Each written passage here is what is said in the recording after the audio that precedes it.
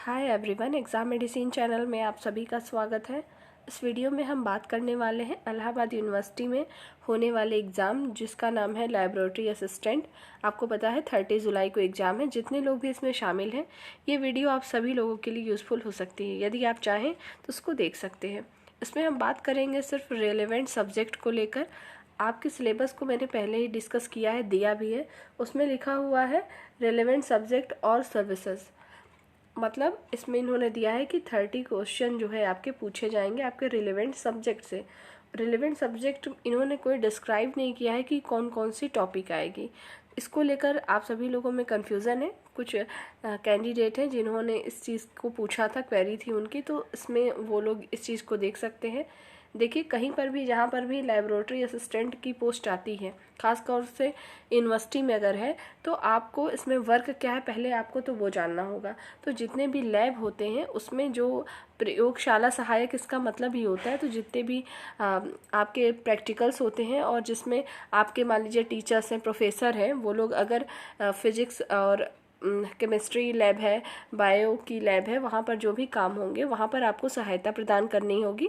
मतलब आपको एक असिस्टेंट के रूप में वहाँ पे काम करना होगा अपने प्रोफेसर के अंडर में। तो आप देखेंगे वहाँ पर आपको जो सब्जेक्ट भी मांगा है इसमें क्वालिफिकेशन में, तो उसमें मांगा है आपके, देखेंगे पूरे जो भी है साइंस से रिलेटेड ही सब्जेक्ट है। जैसे आपका केमिस्ट्री है, बायो है, और उसमें आपका बॉटनी, जूलॉजी जो भी हो वो सारी चीज़ें हैं, और कंप्यूटर से है। तो ये सारी चीज़ें उसमें मांगी हुई थी। तो आपके जो रिलेवेंट सब्जेक्ट में प्रश्न पूछे जाएंगे वो आपके साइंस के प्रश्न होंगे। इन्होंने दिया नहीं है, लेकिन अन्य अगर आपने कभी एग्ज़ाम दिए होंगे लैब असिस्टेंट के तो आपने देखा होगा वहाँ पे फिजिक्स, केमिस्ट्री और बायो, इन तीनों के जो है प्रश्न पूछे जाते हैं।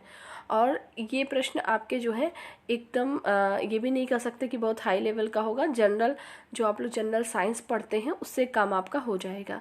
तो उन चीज़ों को पढ़िए। जो प्रीवियस ईयर में किसी भी एग्ज़ाम में साइंस के प्रश्न आए हैं उसको ज़्यादा से ज़्यादा पढ़िए, आपको इस सेक्शन में देखने को मिलेगा। जैसा कि मैंने पहले भी बताया है, आपके पेपर में अलग से कोई डिवाइड नहीं होगा पार्ट की ये 30 नंबर यहाँ से है स्टार्ट और यहाँ से आपका रिलेवेंट सब्जेक्ट है।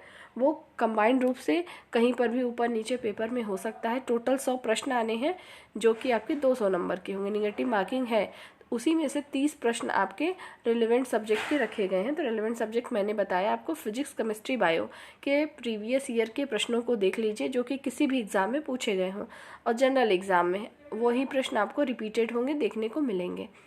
और बात करें इसके, देखिए आप लोग फिजिक्स हो गया आपका, और फिजिक्स में जैसे आपकी लाइट चैप्टर है, ठीक है, तो उस चीज़ को अच्छे से पढ़िए, क्योंकि वो सब चीज़ों में जिसमें प्रैक्टिकल रूप से होता है मैक्सिमम चीज़ें, और वो उन सब चीज़ों से प्रश्न बनते हैं। अगर आप चाहें तो चैनल पर भी आपको MCQ फॉर्म में सिर्फ फिजिक्स के 7 या 8 लेक्चर हैं, उसमें सिर्फ MCQ है। प्रीवियस ईयर का महेश कुमार वर्णवाल की बुक से कराया है मैंने प्रैक्टिस। इलाहाबाद हाई कोर्ट के लिए वो सीरीज चल रही थी और अभी कंटिन्यू वो चलेगी। टोटल वो फिजिक्स है आपका, मॉडर्न फिजिक्स नहीं है, बाकी पूरी फिजिक्स है उसमें। लगभग आपको 7 चैप्टर मिलेंगे। प्लेलिस्ट में है, इलाहाबाद हाई कोर्ट के नाम से ही उसमें प्लेलिस्ट में पड़ी है, आप वहाँ से चीज़ों को देख सकते हैं। और रही बात बायो की, तो बायो में भी आपका जो है आप जंतु विज्ञान जो आपके होते हैं उन सबको चीज़ों को पढ़िए। वैसे मैं कोशिश करूँगी कि आपको जो है बायो के शॉर्ट रिवीजन के तौर पर मैं आपको एक वीडियो दे दूँ आपके एग्ज़ाम के 2-3 दिन पहले ही। कल 25 से कोशिश रहेगी कल या परसों आपको वीडियो एक मिल जाए जिससे आपका रिवीजन हो जाए इस एग्ज़ाम के लिए भी। प्लस आप जो भी एग्ज़ाम देंगे चीज़ें वही आती हैं, बस लेवल आपका थोड़ा सा जैसा एग्ज़ाम होता है वैसे लेवल अप डाउन होते रहते हैं, ठीक है। तो ज़्यादा से ज़्यादा कोशिश करिए, इसके लिए यही पढ़ना है आपको, अलग से परेशान नहीं होना है। कुछ कैंडिडेट इसको देख के परेशान हो रहे हैं सर्विसेज को लेके कि क्या मतलब है इसका, क्यों ऐसे दिया हुआ है, ऑब्लिक लिखा हुआ है वहाँ पे, इसका कोई मतलब खास नहीं है। जो मैंने बताया वही है कि आपको जो है लैब असिस्टेंट का वर्क करना है, तो उससे रिलेटेड जो सब्जेक्ट है उससे प्रश्न बनेंगे।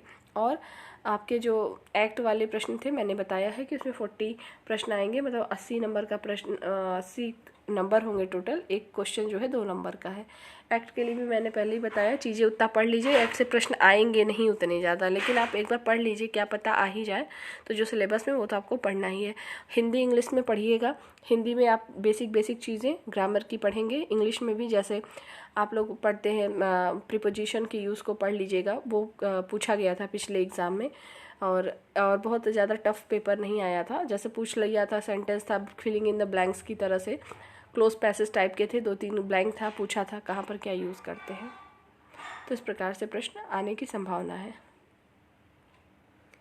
उम्मीद है रिलेवेंट सब्जेक्ट्स जो भी दिए गए थे आपके इसको लेकर कोई अब डाउट नहीं होगा, आपको समझ में चीज़ें आ गई होंगी। अगर आपके और भी कोई क्वेरी है तो आप पूछ सकते हैं, नेक्स्ट वीडियो में आपको बता दिया जाएगा। इस वीडियो में सिर्फ इतना ही, नेक्स्ट वीडियो में हम फिर मिलेंगे। तब तक के लिए टेक केयर, जय हिंद।